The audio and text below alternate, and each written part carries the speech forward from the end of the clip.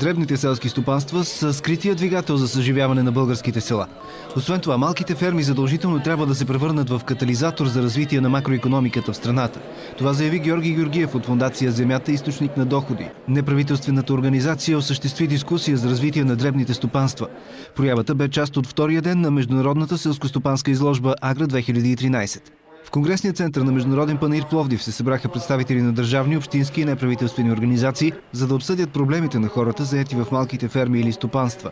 Най-голям недостатък пред тях е липсата на средства от еврофондовете, тъй като процедурите за тях са твърде сложни, а малките ферми нямат началния капитал, с който да развият даден проект. По-облегчени процедури за кандидатстване, по-облегчени процедури за отчитане, тъй като сега процедурите за отчитане в повече случаи са на големите и малките, са почти едни и същи. Изисквания за водене на счетоводство, касови апарати, които един касов апарат веднага е счетоводител, което дига много разходите на тези стопанства. Това са хора, които поне на този етап нямат такива познания.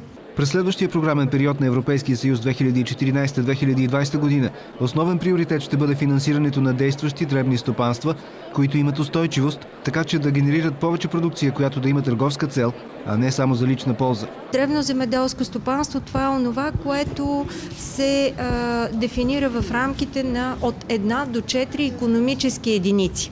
Какво означава това? Това означава, че за една стопанска година това земеделско стопанство генерира доход, равняващ се от 1200 до 4800 евро. Тоест една икономическа единица е равна на доход от 1200 евро. Има предложение всяка една от страните на Европейския съюз сама да определя през следващите години критериите за това какво е малко стопанство и как да се финансира по отделни програми.